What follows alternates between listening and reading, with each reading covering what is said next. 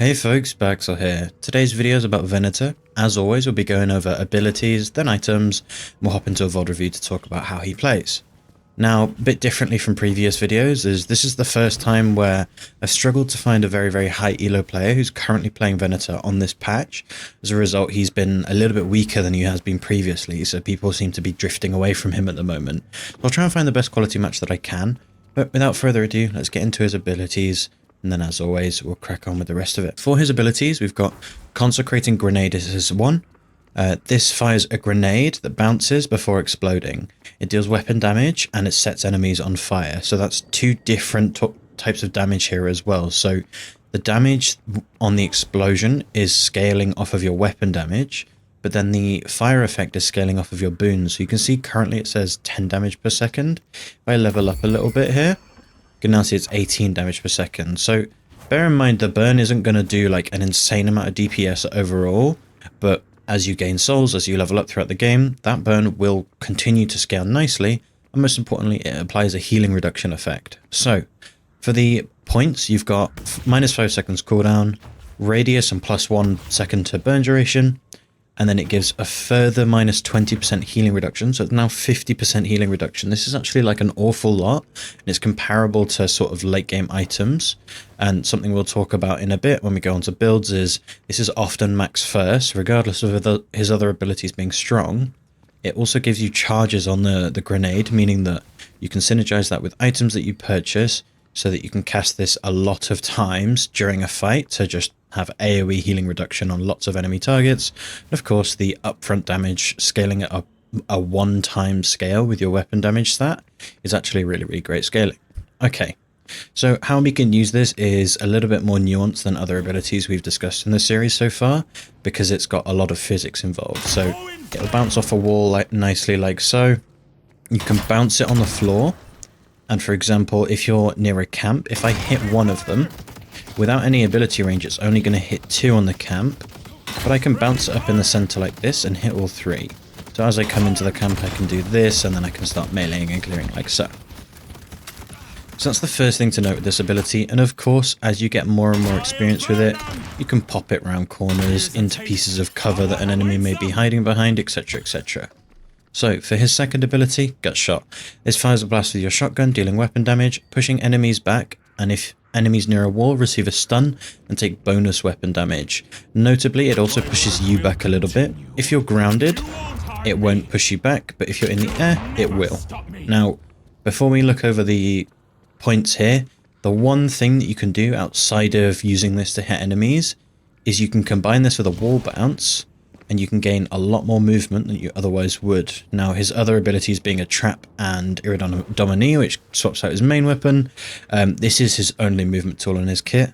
So how this looks is as follows. So if I jump up into the sort of wall bounce ready position where you can see that my character's up against the wall, then all I do is I press my 2 and then I press space. That looks like so. And the reason being is because when you press 2, there's a bit of a delay before it goes off. You just want to time it. It's really easy to time. You just use the 2, then wall bounce, and as you're wall bouncing away, you'll hit off walls like so.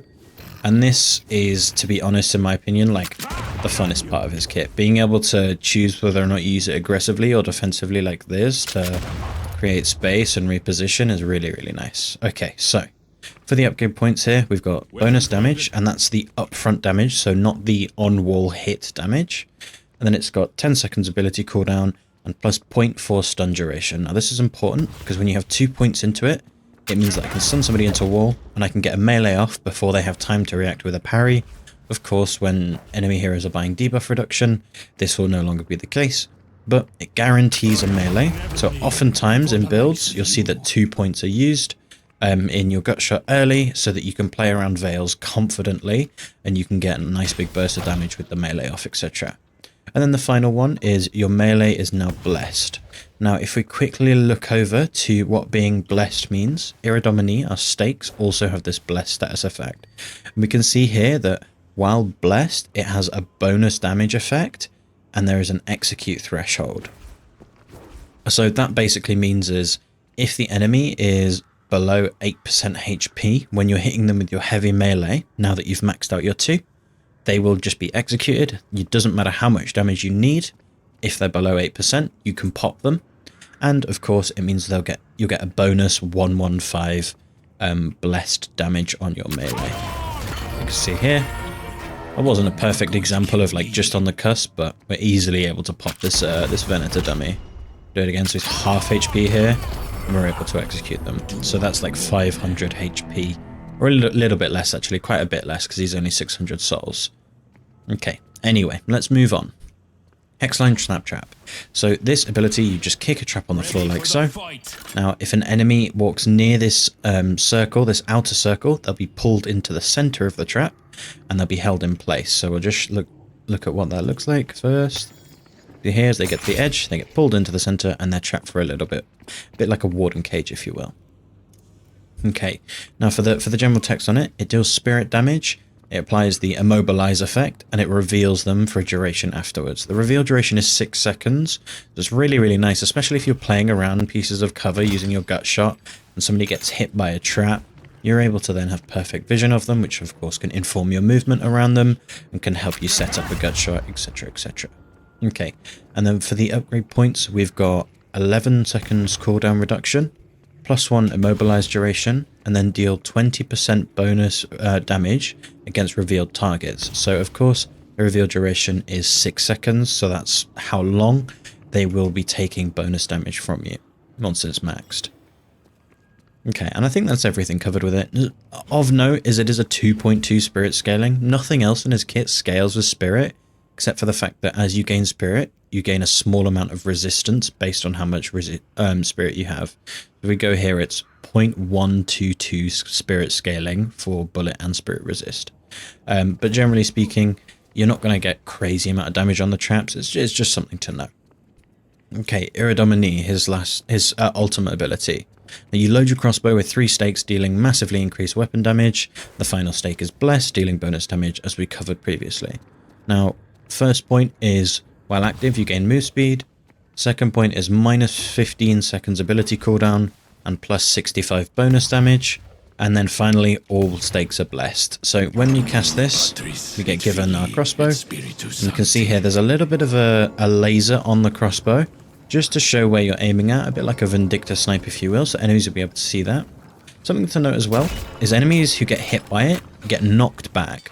They don't get interrupted like a Billy Bash down or anything like that, but the knockback is enough to cut somebody's momentum really heavily.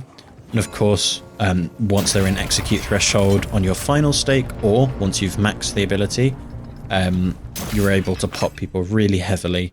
And just naturally with Venator's kit, he does a lot of weapon damage. That's what he likes to buy.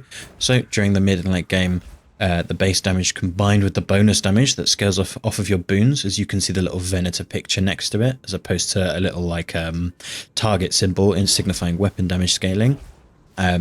You do end up really chunking people. And for example, in a recent game that I played on the previous patch, when he was a little bit stronger admittedly, I did have a game where I was slightly ahead and I was doing quite well. We were fighting a mid-boss and I was able to 2-shot a page with my Iridomini, and that was electric. That felt really, really awesome. So for me, I think he's a really satisfying character. We'll go on to items now and discuss sort of how he builds. There's only really one build currently that I would say is like meta, and that's OC's build. It just seems to be, like I mentioned before, the current meta shifting away from him having a lot of strength to where everybody was wanting to play him. Mostly the people who are making up-to-date builds on this patch are people like Paz's build. It's pretty decent. I'm not going to say anything's particularly wrong with it. Paz, especially from the NA scene, in my opinion, is one of the best builders in high elo and in NA.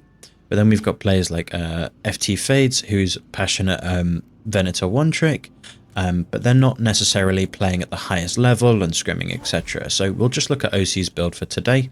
Now for ability points, like I mentioned, 2 points into gut shot seems to be the trend, and then maxing grenade into ulti, and then maxing trap, and then putting that final point in gut shot last. Now with the max trap, the bonus damage is really, really nice, especially because we're going to buy items like rapid recharge, which gives us a phenomenal amount of traps as we get 2 base. So once we have rapid recharge, that's 4. And then we also often buy recharging rush, which means after we did a set amount of weapon damage... Oh, don't have quite enough base to make it proc, just because we're a little bit too low. I'll buy some more gun items and then we'll be able to get there. Okay, so we can see here, once I've done enough weapon damage, my grenade and my hexline trap refresh. Once the grenade maxed, of course, it's now a charged ability. But with rapid recharge, that basically means you've got 5 traps you can comfortably throw around on a pretty low cooldown between charges as well. So setting up for things like mid-boss becomes really, really easy and skill expressive and fun as well, thanks to abilities like rapid recharge. So like I mentioned, although we don't necessarily scale with Spirit, picking up an item like this that synergizes so heavily with our kit just makes sense. Other things that Venator's going to love picking up is Cultist Sacrifice. Cultist Sacrifice now gives weapon damage. When it was initially released, I believe it gave fire rate, which just made it way too strong and way too versatile for pretty much everybody to want to pick this up. Now that it's a weapon damage scaling, and it scales with our boons and we get some health and ability range. Of course, we like ability range on our grenade, on our gut shot. It's not necessarily disliked on our trap. So we get a lot of synergy out of this item. And of course, where everything we're doing is weapon damage, especially against camps, 30% bonus weapon damage. It just massively increases our farming speed. And then, of course, things like weakening headshots at the moment, where Shred is a little bit more valued than it has been on previous recent patches. So going weakening headshots on Hollow Point is definitely like a meta-specific thing. But the general trend of picking up a battle vest that gives us weapon damage, fire rate, and resistance and regen, of course, this makes a lot of sense for a character. Extra health has been a really, really strong item for a long time, giving us that little bit more HP to play with when we do need to play around cover and play close quarters sometimes to get the full value out of our kit. It's a really nice addition. Things like Enchanter's Emblem giving us a bit of cooldown and Spirit Power actually giving us resist is quite an interesting mechanic, but it does lend probably 1 or 2 points of resist. Yeah, so 4% resist once I'm at 11k souls and I pick up enchanters. So it's not nothing to scoff at. So whilst we're above 65% HP, we get that little bit of extra resist, which is cool. Okay, so generally speaking, with this understanding that we've got so far, is we're speccing into our grenade, we're giving us a means to farm with Cult Sacrifice. And then once we've got all of our grenade items and general utility items, then we sort of transition into a more traditional gun carry build. So previously, it would be things like glass cannon and maybe even lucky shot that just give you raw gun damage, which Venator naturally loves. But in the current meta, where he's a little bit too squishy to pick up glass cannon, his HP scaling isn't necessarily the best. Let me double check it here. So yeah, it's plus 50 health per boon. It's not nothing, it's definitely better than some carries, but it is a little bit on the weak side, and buying glass cannon, although it synergizes with our kit so nicely, it can leave us feeling like we're a little bit lacking, and it's a bit of a risky buy oftentimes. Okay, so then of course Vampiric Burst makes a lot of sense for us in terms of being able to just chunk people while sustaining ourselves with a lot of fire rate, a lot of bullet lifesteal, some bonus health is always appreciated as well. And then something like Blood Tribute, again, it just makes sense for us as a character. Realistically, picking up green items is always going to be a part of any good build, but being able to toggle this on and off and have a tremendous amount of fire rate, I don't know if this works with Iridomini, so I'll test this now. Time between mistakes. And then I'll just put my cooldown again, and then I'll hit. So yeah, it feels very much the same. So there's no real benefit in the sense of using it for Iridomini. But what I will say is, it does give bonus move speed, so +2. If you're already in combat and you're casting Iridomini, being able to zoom around with Iridomini like so, and just line up your shots perfectly, and make sure that you're able to acquire your target, is obviously a nice benefit that the item gives us, outside of things like debuff resistance and fire rate. Okay. So that about sums it up for the build. Like I say, generally speaking, how the best builds work on Venator and how they have for quite a while since the melee damage has sort of been dialed back a little bit. It's a little bit more reasonable now. Is you have this core of getting a means to farm into things like ballistic enchantments to give you even further range on your grenades and rapid recharge, and then you go into a more traditional weapon carry route of these sorts of items, a Vamp Purse, Blood Tribute, a Berserker, Spellslinger as well, so you've got lots of good reload time, again synergizing with the fact that we've got lots and lots of spells we can cast. Spellslinger seems like a bit of a no-brainer, but then of course you've just got your Ricochet Inhibitor, Silencer, maybe Crippling Headshots if you need even more anti-heal, and then of course Siphon Bullets is always a nice have, and then your classic situationals, things like Armor Piercing Rounds, Unstoppable, Spellbreaker, and then the tier 3 greens as well. Okay, let's hop into the VOD review now. Okay, so like I mentioned a little bit earlier, in terms of VODs and having a look at a really high elo player and how they choose to play the character, I'm unable to find a perfect VOD, but we are watching OCs and they're in a full Eternus lobby, it's just not everybody's E6. Now, first thing we can see is we've got our gut shot leveled up first, and we're playing around the Veil, making sure that we can benefit from the close quarters environments that provides for us. Now, as always, playing really tight to cover, using our spells when we're given the opportunity to do so. Once the wave has been cleared, we're backing up to buy our first item, as Monster Rounds is a really great item for us in general, like I mentioned, but of course it enables us to shove out the waves just on any hero, right? So again, we're back to the Veil here. Yes, Mo gets free Scorn on us because he knows that we're going to be playing Veil, but it's just such a great position for us to clear the wave from, that although we'll be taking some damage from Mo and Krill, we're able to just reliably sort out the waves, and then we can back up and sort of reset. And I would imagine with a Battle Vest, we'll have enough HP regen to sort of resist any Scorn poke that we're unable to trade back on. Let's skip a little bit ahead now, and we'll see what the next sort of play that we can talk about is. For the next play, it happens almost immediately after what we just looked at. Now, something to note here is I don't think the way OCs plays this is fundamentally wrong. I think it's a little bit unfortunate in that we have a Dynamo as a lane partner, so they're not going to have much damage and much trading potential in an early skirmish. But what they do is they use their two abilities that they've got together to guarantee that they're getting the consecrating grenade off. And then once they've used their spells, they look to disengage. Now, because their positioning isn't perfect here, and the enemies are fighting in a really awkward area of the map, they're able to get a much better trade, but it is still worth taking a look at here.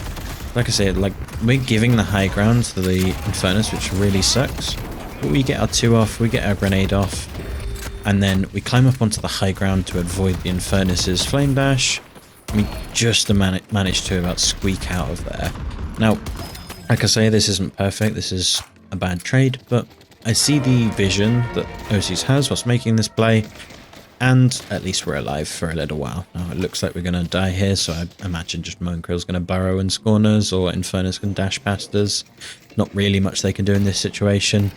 What might have been better is looking to brute force a trade and dying quicker. I think dying here kind of sucks. Or we can sort of greed our positioning. Let me just go back to Dynamo.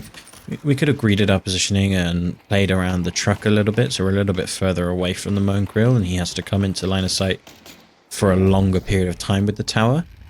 But overall, it's one of those unfortunate things where realistically the respawn timer at this point in the match is way shorter than going back to base, so making the decision to go back to base can be a really challenging one, especially if your lane partner's low HP as well.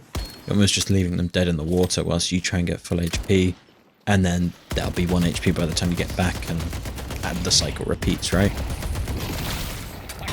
So here, again, playing in the Veil.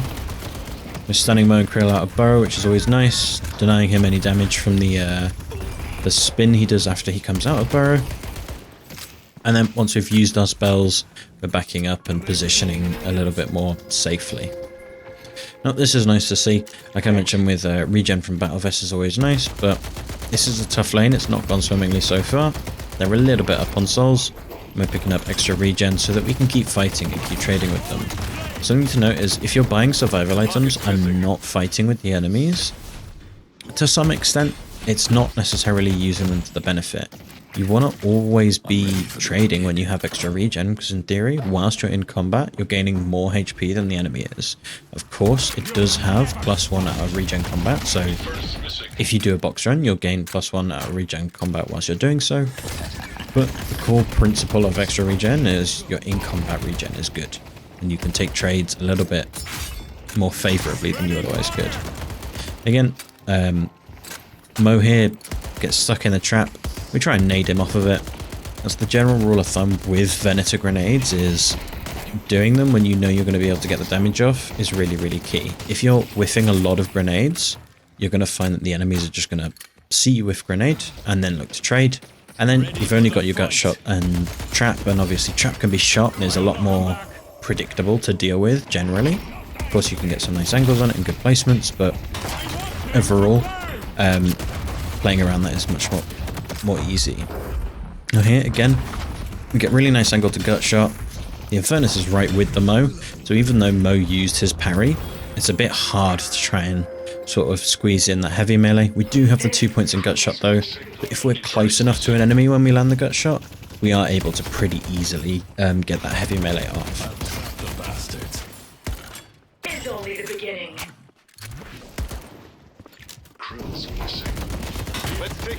Okay, so here, like we just saw, we were able to shoot the Moan Krill as he went for casting buff, and we've shoved and crashed the wave. Now that we've crashed that wave, we're able to go and get our buy off. We've got a lot of souls in green, but also by virtue of Battle Vest giving us combat stats as well, we're able to fight a little bit more reliably here. Now, Moan Krill burrows, seemingly forgetting that we're able to gut shot him out of it. He greeds for the combo, which just lets the Dynamo come in and ulti both of them. Of course, generally speaking, when you're playing carry characters, you want to position further back and a little bit more safely. But when you've got something like gut shot, and you know you've got something like Dynamo ulti backing you up, taking the center of attention there enables Dynamo to set up the play perfectly, and then you're just in a position where you have to deal follow-up damage. It's not always the right play, and it is really, really risky, so I definitely wouldn't suggest that you actively try and do that until you've got the fundamentals of positioning down. But as we can see in this instance, it worked a treat, and they got fooled to grouping together, and Dynamo got a nice ulti off of it as a result. Fire saves more lives than it takes. We can see that we've just done a tier 2 camp, and we're positioning, getting ready for the wave to come towards our tower whilst we take it safely. The Infernus walks up a little bit, way too greedily actually. We get the gut shot off, he's half HP, and we rip our ulti. This is something that's like really, really rough when you start playing Venator, is having the sort of fear that you don't want to waste your ulti and you don't want to just sort of like use it and then they just hide. Can be really, really frustrating to deal with. But what I would say is, as a rule of thumb, use it slightly more than you think you should to start. See what the value is. Don't overcommit and sort of like ruin your positioning for it. But just start to get a feel, and don't be scared to whiff a few shots if you have to take them quickly. But generally, take your sweet time with aiming. Make sure that you're guaranteed landing a shot, because you've only got 3, so missing 1 is a third of your ulti's damage. So it's much more important to just use it confidently when you think you've got opportunity to land a couple shots. Even if they're full HP, it's better to use it, get it on cooldown, get it in use, if you will, than never using it, because that can be a really, really frustrating pitfall that some players can fall into the habit of doing if you're not careful. So we're at 8 minutes now, Sinners are spawning. Moan Krill's trying to contest ours. A little bit greedy by him, but we've got the Infernus there to back us up when we combo. Now our Dynamo's 1 HP and we're sort of left trying to 1v2. We did get pretty solid damage off to start with. We're able to gut shot them, dash jump, wall bounce, and space. Dynamo's shoved out the wave as well, which is nice. And our allied Viscus has showed up to help. So this is pretty good play. I think this is definitely something I've seen in a lot of OC's replays, is he's pretty happy to be in amongst it. More so than other players who play carry characters, I would say. Now, as always, my advice is try and play as reliable and as consistent as you can. If you're confident that you're able to outmaneuver enemies, Venator is definitely a character that excels at doing so, because he's got so much outplay potential with his gut shot and with his X-line trap. If you manage to get a nice positioning off, or you're able to time it so that as it arms and enemies walking through it, etc. But yeah, just bear in mind that these plays that he's making are very, very high skill and very, very risky. But of course, they do seem to be paying off for him at the moment, especially with the Viscous Roam there to help him out. And now we're able to just get the kill on the Infernus, who's trying to flame dash the wave. They've come into our space, so we're able to gutshot them for free. Something to always note is when you're playing a character like Venator, who has some elements of like frontliner mentality of like, if they are coming into your space, you should be defending it aggressively and making sure that you're using your cooldowns. But make sure you're not overextending too much when you're trying to use your abilities aggressively yourself and be in their space. Understanding where you are and who's entitled to the space is definitely a skill set that greatly benefits this character. As we're coming into the mid game here, we've played a little bit far back and just let the waves come to our Guardian as the enemy were stacking to get the urn. Now the urn's on the other side of the map, and we're choosing to take this farm close to our Guardian tower and just try and get as many reliable souls as we can at this point in the game. Like I mentioned, he can be a little bit weak at times in the meta, especially when global gun nerfs come through. In theory, Venator's the character that's going to feel them the most out of the cast. So it's really important that we make sure that we're playing to our strengths and not getting too sort of focused on trying to push a lead that we have. We have a small lead over this Infernus. We could, in theory, fight him and our odds wouldn't be awful at winning. But we can hear that there are other people around us. As we've aggressively taken their camps, it's not time to fight, it's time to back up and spend the souls that we've just stolen from them.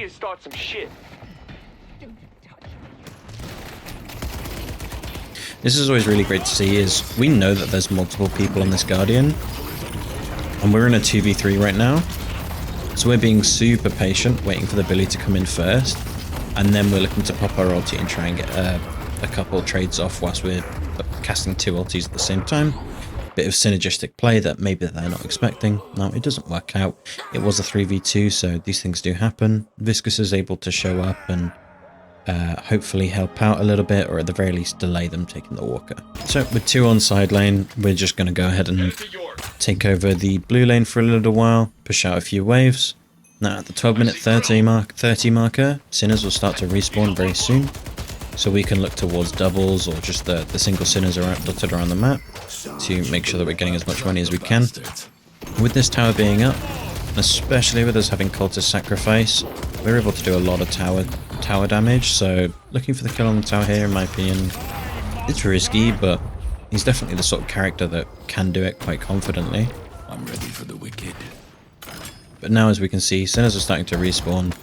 Would like to see that we go for a little bit of reliable play, as we are playing a carry character. Like I mentioned, can be quite squishy at times, especially if you're not speccing into like a melee build, which has definitely now become an off-meta build. It's important that we're able to get our souls and get our spike where we have all of our items that synergize with our grenade before we get to mid-boss fights and high-stakes urn fights, etc. I'm just going to pop the video in a 1.5 times speed here for a little bit. We can see that our allies are heavily weighted to the left side. Of course, that's going to draw a lot of attention from the enemies. So we saw the pocket on blue way if he shoved it out aggressively. It would be pretty reasonable to expect that the pocket has shoved that wave into us aggressively, because he wants to go and roam and play somewhere else on the mini-map. And we can see now that he's picking up this side lane. So we were able to crash a wave aggressively in return as a result of the pocket roaming. And now we're able to get a buy off comfortably, and we've got plenty of time to walk around the map. As I mentioned before, these doubles have been up for about, I want to say, a minute and a half. I can see somebody's pinging them. Hopefully we're able to grab them shortly after we concept this.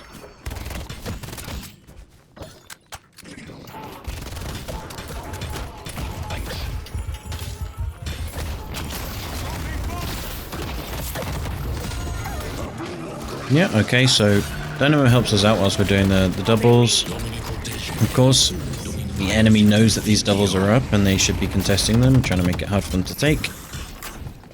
Doesn't work out, we just play simply, we stun off the Mo and Krill so that he's not able to combo his foot like in the first few seconds of the fight, which would, of course, net Calico pretty free burst damage on us. We just get ourselves out of that room, and then the Dynamo comes in with the ulti. We're able to sort of clear our head, pop our ulti, and get ready to start dealing as much damage as we can and positioning safely. See the Calico here, we've got a gut shot, so we try and get a little stun off, or just a bit of cheeky damage, push her away. Doesn't work out. Once our gut shot's on cooldown, repositioning, getting the wave shoved back out again, and then we'll see what we can do from here. So we've got plenty of souls, we should just look for a buy. Really unfortunate hyperline here.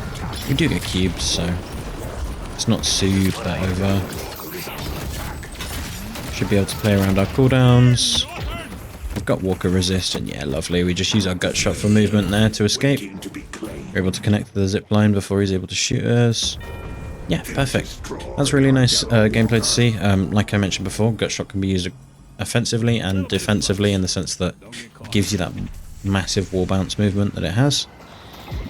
And unfortunately here we can see that we are struggling in this game. This is not a free game by any means, like I mentioned. It's a little bit of a lower elo game. It's probably like a tennis 3 average or something.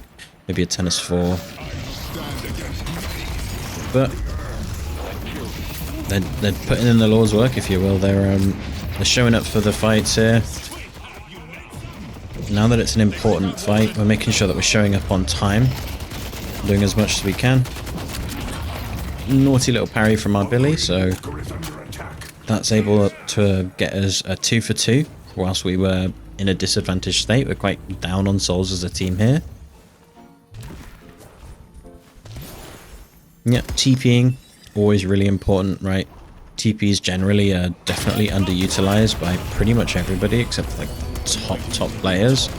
So yeah, just having that presence of mind to hop in your TP and move to the other side of the map when the enemies think that you're on one side is just really, really great. We're able to pick up a free kill on the pocket as a result. So I've gone ahead and skipped loads of farm in there. Realistically, we're just clearing all the camps off of the map, making sure that we're entering the waves on the side lane. Our team is grouped looking for a pick, and it seems like we got the shiv, but not enough to sort of warrant going mid-boss or anything like that. So we've been sat under this walker for quite some time. The enemy knows that we're stacked on the other side of the map, so it's really, really risky to walk up here, because this wave has probably got at least 2 people on it, waiting to see if Venice is going to overextend. Now, at this timing, we're sort of eking forwards, trying to start clearing the wave, as our teammates are coming up to us. So we're able to get that cube for the Mo combo, which just means we're full HP, we're pretty happy to continue fighting. We do get hit with affliction, which really sucks, but again, we can use our gut shot for movement, and just back up here, let our team look for trades. Unfortunately, our Viscous dies. We'll be able to get back up to full HP, get our buy off, and then re-engage in the fight. Okay, so as we're coming back into the fight here, we can see that the Paradox has taken a bit of chip damage. We're able to sort of walk up to here, get a nice gut shot off, use our grenade that's refreshed its cooldown as a result of us hitting the gut shot. And now that people are low HP, really happy to pop our ulti. Like I said before, get in the habit of using it sooner rather than later. It's okay if people are full HP, you can do a lot of damage with it. Now, unfortunately, as we are behind and we're struggling, our team isn't able to help us there, but we are positioned quite well. We're behind our walker. In theory, our teammates should be able to come help us. There was a great Talon Bird that came in. Unfortunately, it didn't look like it was enough to kill the Paradox, or maybe it missed, but we move on. Okay, so we've respawned here, and the enemy's holding the favor down against us. We've not got Dynamo ulti, we've not got Warden ulti. This isn't something that we're going to be able to contest easily. We push out this wave so that the wave is going to crash on the enemy walker. It'll get a fair bit of damage done. You can see here that blue lane's been shoved in as well. So rather than rotating to this fight and looking for, I don't know, like hero plays, picks, we're fixing the waves before we show up. And in this instance, we're just using a consecrating grenade there to just make sure that that wave is slowly but surely being pushed out. You can see here our team wasn't able to position perfectly to deny the souls or anything like that, playing under our walker as safe as they can. And now we're in a position where see the minions here on the left lane are basically taking the walker. Blue lane is still okay, we're not going to lose Guardian Towers, and we're also here helping the team. So the team is struggling. Realistically, going in and full sending it right now is probably just going to mean that we're like 1v6 as our team runs away. So we're just playing around the edges of the fight, seeing if we can't get any nice grenades off, any gut shots that are on enemies who are overexposing themselves or pushing up way too far. But unfortunately none of that happens. The enemies take the walker, which they're kind of able to do because they're just a little bit ahead on souls. But we're now transitioning into sort of gun items as opposed to like nade specific synergy with our items. So as mid-boss is becoming a more and more of a real potential for the enemy or our team to look at doing, we know that we're going to be able to use all of our cooldowns with rapid recharge and recharging rush, alongside having a lot of left click damage as well. As we're approaching this right side now, we can see that our Billy dies, and we see 2 on the minimap here, alongside a 3rd on blue lane. So worst case scenario with Pocket dead, there's 2 people here. Now we see a half HP Calico, so we're able to just sort of comfortably trade on them. They've got ulti up, so we're not trying to sort of like full send it until that ulti's gone. And unfortunately for the Calico, their positioning was not good enough. They needed to respect the Venator way more than they did, and they took way too much damage, enough to where popping Iridomini is basically a guaranteed kill. After we get that kill, Shiv showed up to defend the Walker, and we're out. This is the unfortunate truth of Venator, and I think part of the reason as to why he's a little bit rough to play right now is with characters generally being a little bit tankier now. Once you get like things like Colossus, especially, anybody who's buying Colossus at the moment is just phenomenally tanky. Venator does struggle a little bit because he's not a spirit character, but he does benefit from people being squishy, and which is normally a trait that spirit characters have, of they like characters to be squishy so they can like one-shot them. He does have sustained DPS and access to it through grenades and just like an M1 build like we covered with OC's like build at the moment, but on the whole his Iridomini just enabling him to chunk people with 3 shots is a core part of the gameplay loop. So in pubs, of course, that's still going to be really, really good, but generally it's not quite enough sustained DPS over, on the whole when we're looking at how his kit performs in like a super high elo or a competitive setting. So now we've got our Blood Tribute and our Vamp Burst. We've got an insane amount of fire rate and also a lot of damage with Berserker. As you can see here, he's got 10 stacks. This item gives you 7% weapon damage per stack. So that's 70% weapon damage. And I imagine they'll be toggling on and off Blood Tribute to keep their stacks up. You can see here that just refreshes the stack, so they're always at 70% weapon damage. And when you're playing with a Dynamo or a Healer, it's always nice because they'll see that you're doing this and try and help keep you as healthy as possible. We do drop our stacks here because we're not in combat, so we're unable to do that little trick. Dynamo gets a massive black hole, and all we have to do is pop a grenade into them and left click away. So of course we'll watch this mid-boss fight, but that about sums it up for my bottle for Venator. I think realistically, he's a pretty straightforward carry character, and he's got some nice utility when people are up close and in your face. The means of sort of spacing well and getting them to back off you.